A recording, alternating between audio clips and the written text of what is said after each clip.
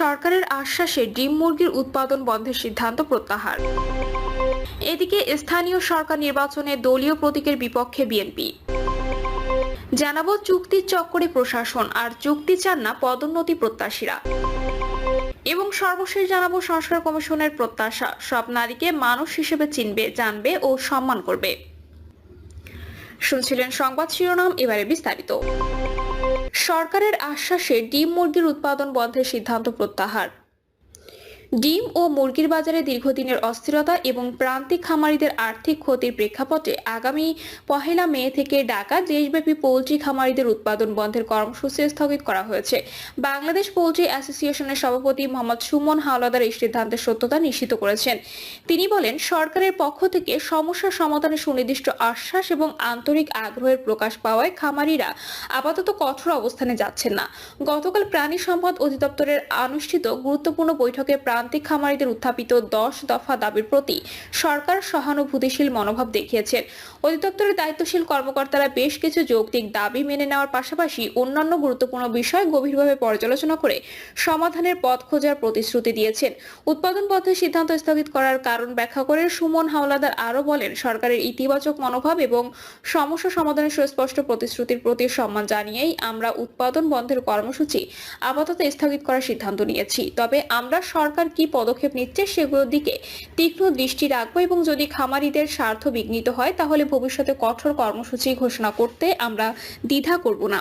তিনি বলেন, সরকারের এই গঠনমূলক সাড়া আমাদের মধ্যে নতুন করে আশার আলো সঞ্চার করেছে, যার ফলস্বরূপ সবার সঙ্গে আলোচনা করে উৎপাদন বন্ধের পূর্ব ঘোষিত কর্মসূচি স্থগিত করার সিদ্ধান্ত নেওয়া হয়েছে। স্থানীয় সরকার নির্বাচনে দলীয় প্রতীকের বিপক্ষে বিএনপি। সংবিধান সংস্কার নিয়ে জাতীয় ঐক্যমত্য কমিশনের সঙ্গে আলোচনায় অসন্তুষ্ট নয় বিএনপি, বরং রাষ্ট্র ও জনগণের কল্যাণে একটি সুষ্ঠু গণতান্ত্রিক ও শক্তিশালী কাঠামো দাঁড় করানোর জন্য তারা সর্বাত্মক সহযোগিতা করছেন বলে জানিয়েছেন দলটির স্থায়ী কমিটির সদস্য সালাউদ্দিন আহমেদ। তিনি মনে করেন, তত্ত্বাবধায়ক সরকার ব্যবস্থা এবং একটি স্বাধীন নির্বাচন কমিশনের অধীনে অবাধ, সুষ্ঠু, নিরপেক্ষ নির্বাচন নিশ্চিত করা গেলে গণতান্ত্রিক ও সাংবিধানিক প্রতিষ্ঠানগুলো শক্তিশালী হবে এবং রাষ্ট্র একটি শক্ত ভিত্তির ওপর দাঁড়াবে, যা ধীরে ধীরে গণতন্ত্রকে কার্যকর করে তুলবে। পঞ্চদশ সংশোধনী বাতিলের সিদ্ধান্তকে উচ্চ আদালত অসাংবিধানিক ঘোষণার বিষয়টি উল্লেখ করে সালাউদ্দিন আহমেদ বলেন, প্রধান উপদেষ্টা কোন ক্যাটাগরি থেকে কিভাবে আসবেন সেই পদ্ধতিগত বিষয়ে কমিশনের প্রস্তাবের সঙ্গে তারা পুরোপুরি একমত হতে পারেননি। তিনি বলেন, তত্ত্বাবধায়ক সরকারের বিধান অনুযায়ী বিচার বিভাগ থেকে যেমন প্রধান বিচারপতি বা আপিল বিভাগের কথা উল্লেখ ছিল, এক্ষেত্রে বিকল্প কোনো পদ্ধতি ভাবা যায় কিনা সে বিষয়ে কমিশনও পরে প্রস্তাব দেবে এবং বিএনপি একটি প্রস্তাব পেশ করবে। রাষ্ট্রপতি ও প্রধানমন্ত্রীর ক্ষমতার ভারসাম্য আনলে দ্বন্দ্ব তৈরি হবে কিনা এমন প্রশ্নে সালাউদ্দিন আহমেদ বলেন, ওয়েস্টমিনিস্টার পদ্ধতি সরকারের রাষ্ট্রপতি হচ্ছেন নামমাত্র রাষ্ট্রপ্রধান, তার কাছে কি কি ক্ষমতা থাকলে ক্ষমতার ভারসাম্য আসবে তা চিন্তা করতে হবে। জনগণের কাছে জবাবদিহি হচ্ছে সংসদ ও প্রধানমন্ত্রী, সেক্ষেত্রে প্রধানমন্ত্রীকে সব বিষয়ে অতিরিক্ত সীমাবদ্ধতা দেওয়া হলে রাষ্ট্র পরিচালনায় অসুবিধা হতে পারে। চুক্তির চক্করে প্রশাসন আর চুক্তি চান না পদোন্নতি প্রত্যাশীরা।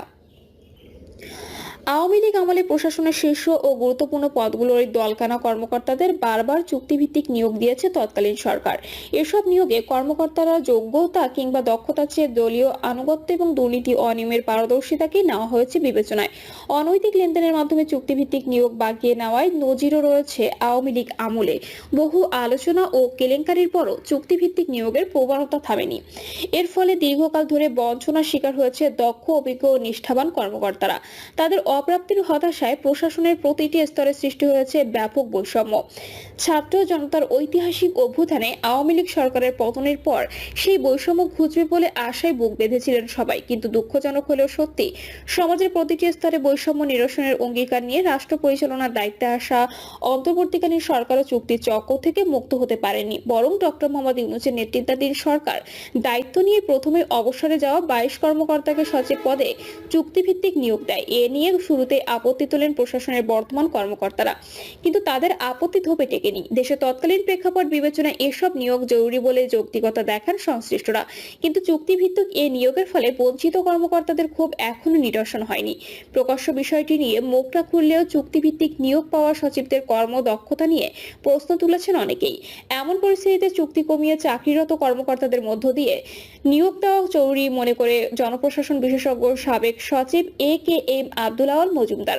বিষয়টি নিয়ে সঙ্গে আলাপকালে তিনি বলেন, বিশেষ পরিস্থিতিতে চুক্তিভিত্তিক নিয়োগ প্রয়োজন ছিল, কিন্তু সরকারের বয়স এখন প্রায় 9 মাস। কর্মকর্তাদের মধ্যে কে যোগ্য কে অযোগ্য তা নিরূপণের জন্য এই সময় যথেষ্ট। এখন যোগ্যদের খুঁজে সচিব পদে দায়িত্ব দিতে হবে। জনপ্রশাসন মন্ত্রণালয়ের তথ্য অনুযায়ী গত 17 আগস্ট এক আদেশে সাবেক 5 অতিরিক্ত সচিবকে 2 বছরের জন্য সচিব পদে নিয়োগ দিয়ে নতুন করে চুক্তিভিত্তিক নিয়োগের রেওয়াজ শুরু করে অন্তর্বর্তী সরকার।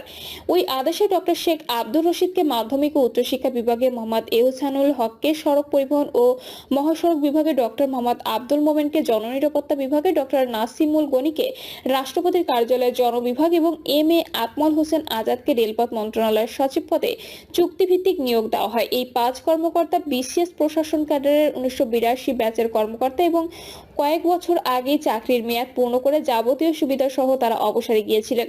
তবে অন্তর্বর্তী সরকারের চুক্তিভিত্তিক নিয়োগের দ্বারা এই 5 কর্মকর্তা আটকা থাকেনি।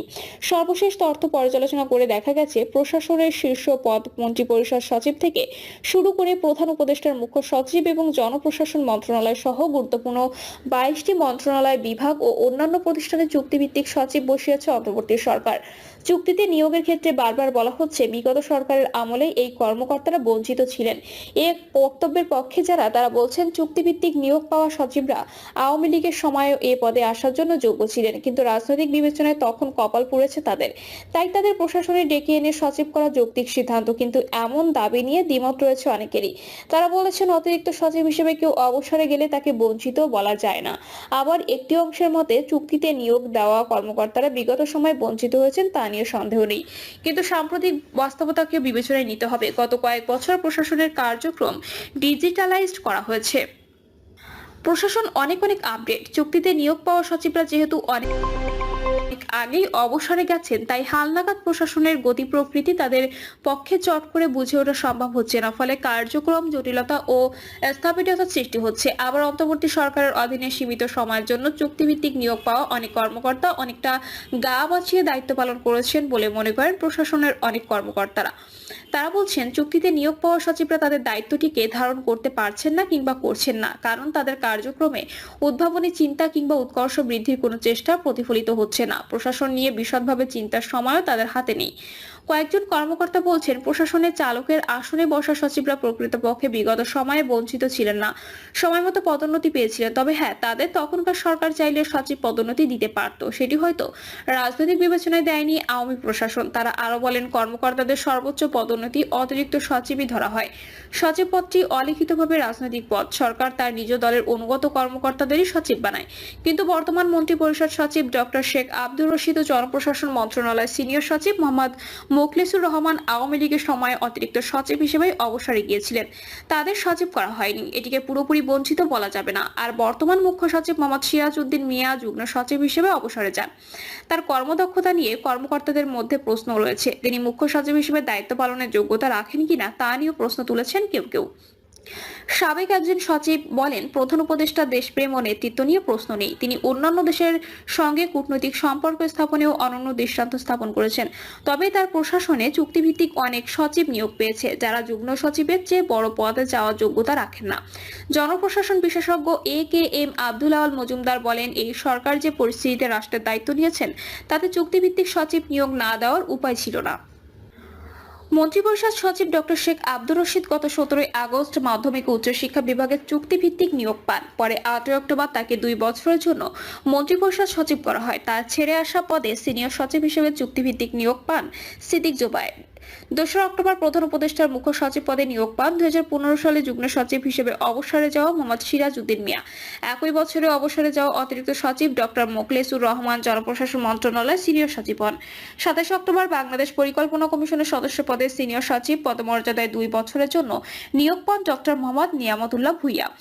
ভূমি মন্ত্রণালয়ের সিনিয়র সচিব পদে 2 বছরের জন্য চুক্তিভিত্তিক নিয়োগ পেয়েছেন এ.এস.এম. সালেহ আহমেদ। 22 ডিসেম্বর স্বরাষ্ট্র মন্ত্রণালয়ের সিনিয়র সচিবের দায়িত্ব পাওয়ার আগে 17 আগস্ট চুক্তিতে রাষ্ট্রপতির কার্যালয়ে জনবিভাগের সিনিয়র সচিব হিসেবে নিয়োগ পান ডক্টর নাসিমুল গনি।